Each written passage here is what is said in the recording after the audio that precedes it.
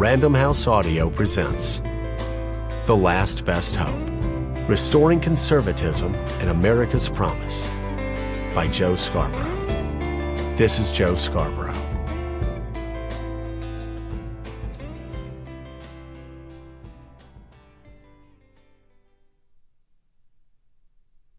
To conservatives of all parties.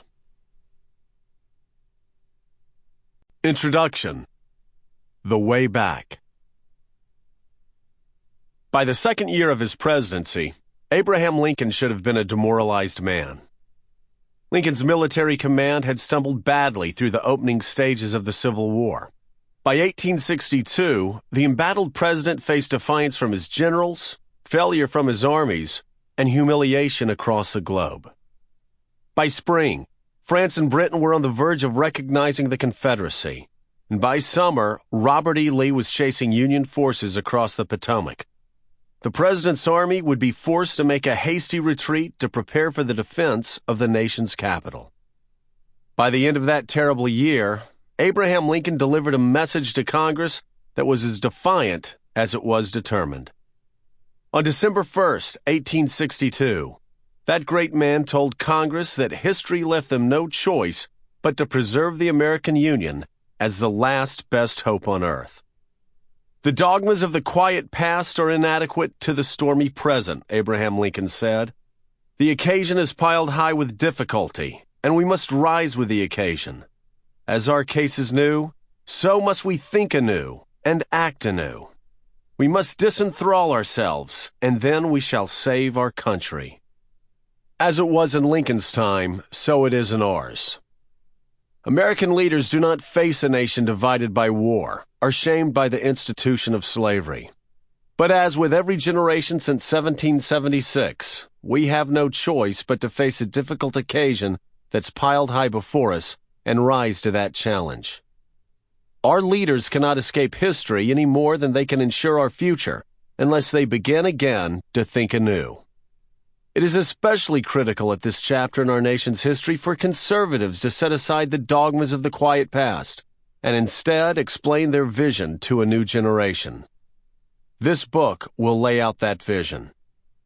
Our challenges are great, but they can be met by men and women of good faith who are guided by restraint and prudence instead of rabid, unyielding ideologies. It is time again for conservatives to lead America into the future.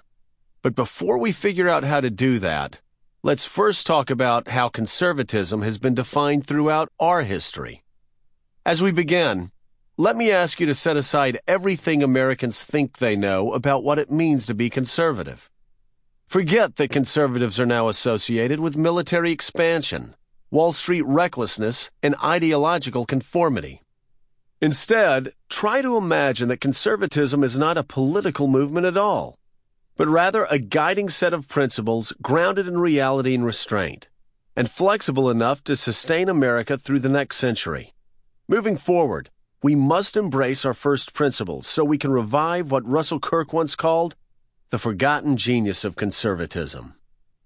British statesman Edmund Burke, the movement's founder, gained international attention 200 years ago with a stinging critique of the French Revolution.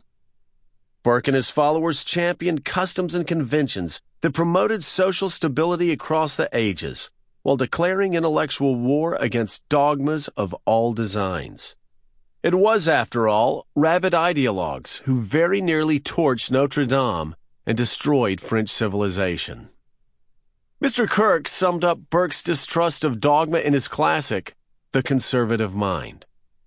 A terrestrial paradise cannot be contrived by metaphysical enthusiasts, yet an earthly hell can be arranged readily enough by ideologues of one stamp or another. William Buckley's biographer, Sam Tannenhouse, believes that Burke would be shocked by modern conservatism. After all, the movement's founder had a belief system that was not based on ideological guidelines, but rather on his contempt for all ideologies. Conservatives, for the better part of the last 200 years, followed Burke's lead in shunning rigid dogma and instead attached themselves to reality, restraint, custom, and convention. But that approach is a far cry from where Republicans have ventured over the last generation. Answering radicalism with radicalism. For a quarter century, we conservatives have allowed ourselves to be defined too easily as rigid ideologues, blindly faithful to an unyielding agenda. As a member of the 1994 Republican Revolution, I plead guilty as charged. When conservatives stormed Capitol Hill that year, we sought nothing less than the dramatic transformation of Washington and America. We believed that the radicalism of the 1960s needed to be counterbalanced by radicalism from the right. I remember feeling elated as incoming GOP congressmen delivered one speech after another that endorsed radical change.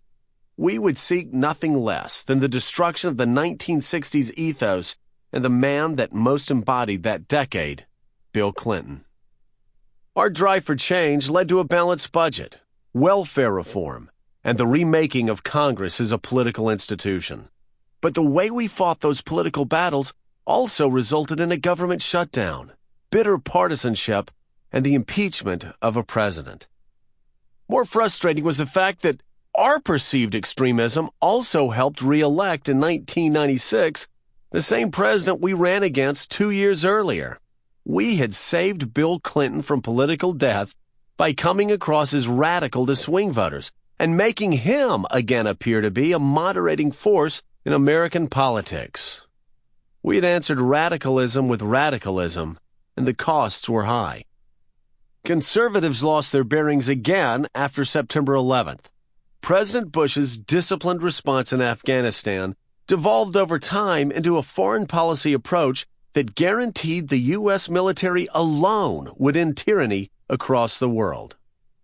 The Republican president's second inaugural address contained utopian pronouncements so grand that they would have made Woodrow Wilson skittish.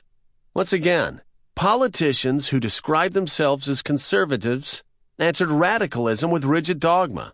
And once again, the victories gained came at a terrible cost. My conclusions shouldn't be seen as a criticism of George W. Bush, but rather as a reminder to all of us. Besides, it would be disingenuous to suggest that I'd been anything other than the most conservative of conservatives over the past 15 years. While in Congress, I supported the government shutdown, criticized Newt Gingrich for not being conservative enough on spending and taxes, had 100% ratings with the NRA and pro-life groups, voted to impeach Bill Clinton twice, worked tirelessly for George W. Bush during the 2000 Florida recount, supported the war in Afghanistan, supported the war in Iraq, and campaigned for George W. Bush's re-election in 2004.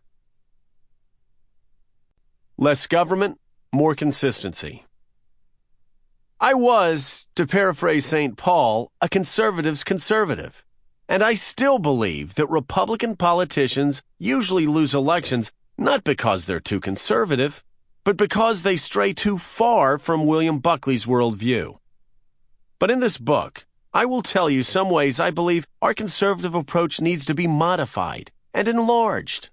None of those changes discussed here involve a rethinking of the relationship between the individual and the government. That is the essential relationship we have to get right in our republic if it's to work, and one that must again be our primary focus. I start this book where I began 15 years ago in Congress. I am a conservative of libertarian tilt, and I want the federal government out of our pocketbooks and out of our bedrooms. That last demand may be difficult for some of my friends to hear. I'll share my thoughts on that subject later, but I will note here that we conservatives can no longer champion federalism in one area and dismiss it in another. Either we follow the Founding Fathers' wisdom contained in the 10th Amendment and honor the Constitution's meaning, or we do not.